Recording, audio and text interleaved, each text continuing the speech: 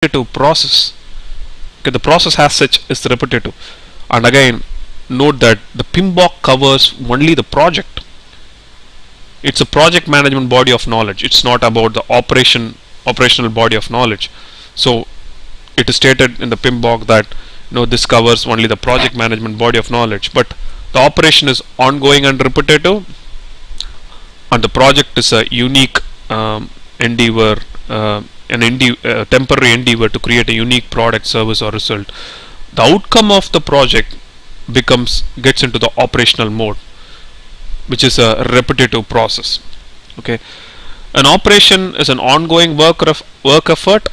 An example is a soap manufacturing unit does a daily turnaround of 5,000 soaps, and the concerned process is repetitive as such, but it actually is operational due to a project that put the process or plant in place.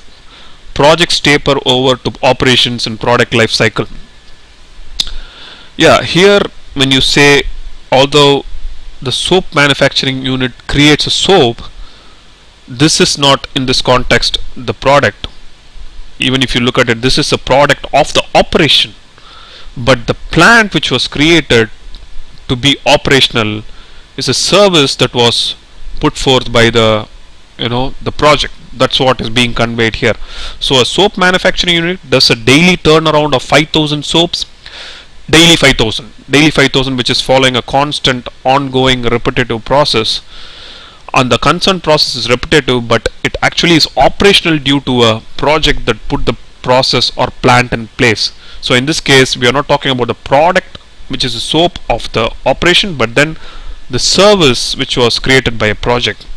Okay, so that's where you need to clearly be able to distinguish between an operation and a project.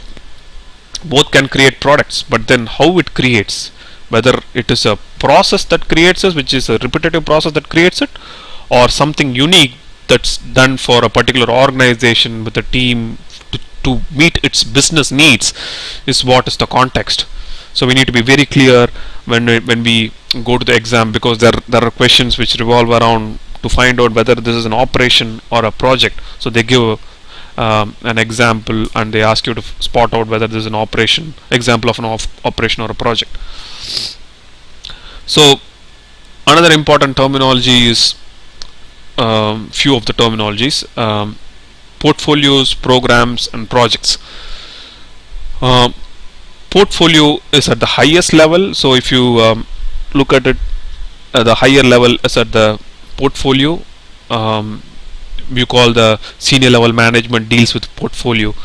Then you have program under the portfolio. Then you have project. The project is at the lowest level, but you don't call low, you call it first level. Okay, so that's a better terminology to use. So strategies get specified in the portfolio level. Then you have tactical solutions specified in the program level. Then you have projects which implement those solutions or what program wants. So there is some amount of grouping that's involved in each of these levels. A project is a temporary endeavor to create a unique product, service, or result. Multiple projects and their interdependencies get grouped into a program. So that means when you're talking about a program, you have mostly related projects and their interdependencies. So which doesn't fall in the boundary of a specific project becomes an interdependency between two projects. It gets included in a program.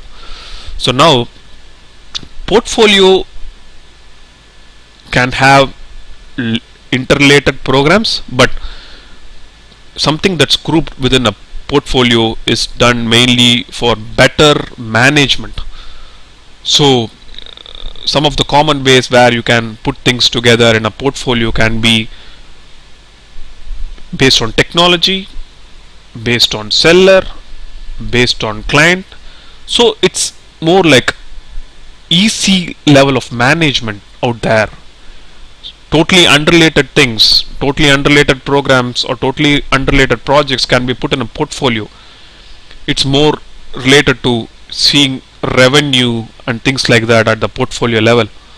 But on the program level, it's more closer to having linked projects within.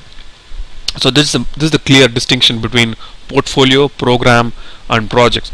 So as you go above this hierarchy at a portfolio level, you can have things totally unrelated to one another, and you're grouping them mainly because to look at revenue, how you're doing client to client, for better manageability. If your company does not have related projects done for a particular client, then you put everything together and assign a portfolio manager for that.